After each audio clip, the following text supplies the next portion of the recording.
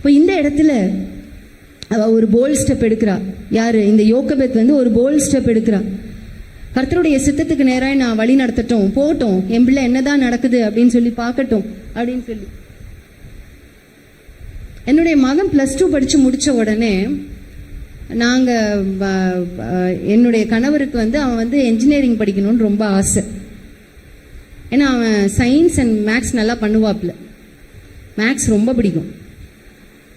அப்போ சரி அப்படின்னு சொல்லி நல்ல ஒரு காலேஜ், லெசிட் அப்படின்னு ஒரு என்ஜினியரிங் காலேஜ் எங்கள் வீடு பக்கத்திலே இருக்குது. நல்ல ஒரு காலேஜில் அவனுக்கு இடம் கிடைச்சிது, சேர்த்துட்டோம். அவன் சொன்னான், என்னை சேர்க்காதீங்க, என்னை மேக்ஸில் சேருங்க, எனக்கு மேக்ஸ் தான் பிடிக்குது அப்படின்னு சொல்லி. நாங்கள் போய் என்ஜினியரிங் காலேஜில் அங்கே நின்றுட்டு இருந்தா, அது வந்து லோயலா கேம்பஸ்குள்ளே இருக்குது.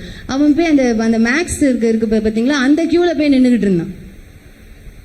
எங்களுக்கு தர்ம சங்கடமாயிடுச்சு. என்னடா இவன் வந்து இது ஒரு ப்ரொஃபஷனல் கோர்ஸ் மகனே, இதில் ஜாயின் பண்ணு அப்படின்னு சொல்லி சேர்த்துட்டோம். அவனுக்கு ரத்த கண்ணீர். ஒரு வருஷம் ஒரு 8 மாசத்துக்குள்ளே கோவிட் வந்துருச்சு. அந்த டைம்ல அவன் படிச்சானா நான் படிச்சானான்னு தெரியாது. அவனோடது எல்லாத்தையும் நான் தான் எழுதி கொடுப்பேன். எனக்கு ஒண்ணுமே புரியாது, தலையும் புரியாது, வாலும் புரியாது, எதுவுமே புரியாது. எனக்கு மேக்ஸ் வரவே வராது சுத்தமா. அவனுக்கு மேக்ஸ் ரொம்ப பிடிச்சிருச்சு. அவன் சொன்னான், அம்மா என்ன மேக்ஸில் சேர்த்து விடுங்கம்மா. ஒரு வருஷம் வீணா போகும்டா, இன்னும் 3 வருஷம் தான் இருக்கு, படிச்சு வெளியே வந்துரு மகனே. நான் கம்பல் பண்ணேன் அவனை, உங்க அப்பா நீ இது படிக்கணும்னு விருப்பப்படுறாங்கல்ல, படி மகனே. இந்த மாதிரி இடம் எல்லாருக்கும் கிடைக்காது. எங்க விசுவாசிகள் அநேக பேர் சொன்னாங்க, பாஸ்டர் இந்த காலேஜ்ல கிடைச்சிருக்கா, சூப்பர் பாஸ்டர், இதில் நான் என் பையனுக்கு ட்ரை பண்ண கிடைக்கவே இல்லை. அப்போ ஒரு பெற்றோருக்கு எப்படி இருக்கும், ரொம்ப சந்தோஷம், எங்கள் பிள்ளைய நல்ல ஒரு காலேஜில் சேர்த்துட்டேன், இவனுக்கா இவன் ரத்த கண்ணீர் வடிச்சுட்டு உட்காந்துக்கிட்டு இருக்கான். அவன் புக்கை தொடவே மாட்டான். நான் அவன் ரூமில் போய் பார்க்குறப்ப அவன் புக்கை தொடவே மாட்டான். புக்கை தொடறதுக்கு பதிலாக இதை உட்காந்து படிச்சுட்டு, படிக்கிற நேரத்தில் பாடத்தை பாருடா, பைபிளை பார்க்காதடா, படிக்கிற நேரத்தை பாடத்தை பாரு, சுத்தமாக தொடவே மாட்டான். அப்போ ஒரு கட்டத்தில் இந்த சூழ்நிலையை கொண்டு போய் ஆண்டவர்கிட்ட போய் வச்சேன். எனக்கு ரொம்ப மனசு ரொம்ப நெருடலாக இருக்குது. பிள்ளைகளுக்கு ஏதாவது ஒன்றுன்னா நமக்கு ரொம்ப நெருடலாக இருக்கும்ல, கஷ்டமாக இருக்கும்ல. அப்போ கொண்டு போய் ஆண்டவர்கிட்ட போய் வச்சேன், அழுதேன் ஆண்டவர்கிட்ட. என்னப்பா இவன் இப்படி இருக்கானே, என்ன பண்ணுறது, ஒரு வருஷம் வேஸ்ட் ஆகிடுமே. ஆண்டவர் சொன்னார், உன்னை நான் அதில் சேர்த்து விடணும்னு சொன்னேனா, நான் ப்ரொஃபஷனல் கோர்ஸில் சேர்த்து விடணும்னு சொன்னேனா, அவனுக்கு விருப்பம் அதில் இருக்குல்ல, நீ அதில் விடு. எனக்கு ரொம்ப என்னால் டைஜஸ்டே பண்ண முடியல. ஒரு வருஷம் வீணா போகுமே, சத்தமே இல்லை, எந்த ஒரு இதுவும் இல்லை, குவைட்டா அதில் ஜாயின் பண்ணு. மேக்ஸ் விரும்புகிறானா, நீ அதில் ஜாயின் பண்ணு. நான் என் பிள்ளைக்கு என்ன வச்சிருக்கேனோ, என்ன செய்யணுமோ அதை நான் செய்வேன், நீ அதில் ஜாயின் பண்ணு. அப்பா இது ப்ரொஃபஷனல் கோர்ஸ். நம்ம 1008 கேள்வி கேட்போம் பார்த்தீங்களா, 1008 கேள்வி கேட்டேன் ஆண்டவர்கிட்ட, அழுதுட்டே கேட்டேன். ஒவ்வொரு காரியத்திற்காக ஆண்டவர் வந்து ஒரு தெளிவை ஏற்படுத்தினார்.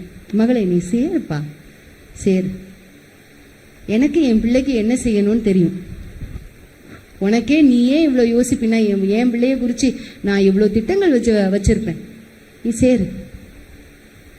I took a very bold step. We took a very bold step.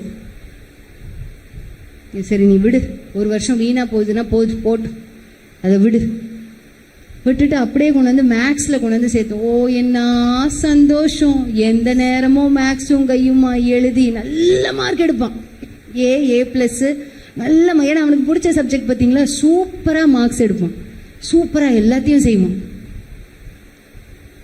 இந்த நாட்களில் கர்த்தர் மகனை வழிநடத்துகிற விதங்களை பார்க்கும் பொழுது அவனை குறித்து நான் ரொம்ப ஸ்தோத்திரிக்கிறேன் ஆண்டவருக்கு. என்னென்ன காரியங்கள் நான் முழுசா சொல்ல முடியாது, அது நடந்த பிற்பாடு எப்பமாவது நீங்க கேள்விப்படுவீங்க.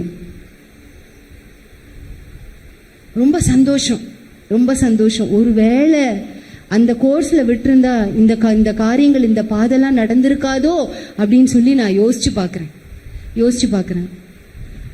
தாய்மார்கள், பெற்றோர்கள் ஒரு சில வேளையில ஒரு சில தியாகங்கள் செய்து ஒரு சில போல்ட் ஸ்டெப் நம்முடைய வாழ்க்கையில எடுத்தாகணும். கர்த்தர் என் பிள்ளைக்காக என்ன திட்டத்தை வச்சிருக்கார், அதை நான் யோசிச்சு பார்க்கட்டு அப்படின்னு சொல்லிட்டு அதை நம்ம எடுக்கிறப்ப பாத்தீங்கன்னா பெரிய காரியங்களை செய்வார்.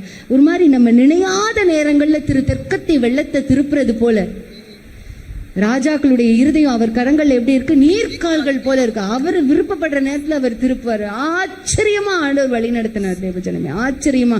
நான் நினையாத நேரத்தில் அறியாத புரியாத பல காரியங்களை பிள்ளையினுடைய வாழ்க்கையில செஞ்சதை குறித்து அப்படியே நான் ஆச்சரியமா அப்படியே வாயடிச்சு போயிட்டேன். அப்போ இந்த யோகபேத் என்ன பண்றா, என் பிள்ளைக்கு என்ன நடக்கட்டும் பார்க்கட்டும், என் பிள்ளைக்கு என்ன நடக்கட்டும் பார்க்கட்டும் அப்படின்னு சொல்லி அப்படியே விடுறா.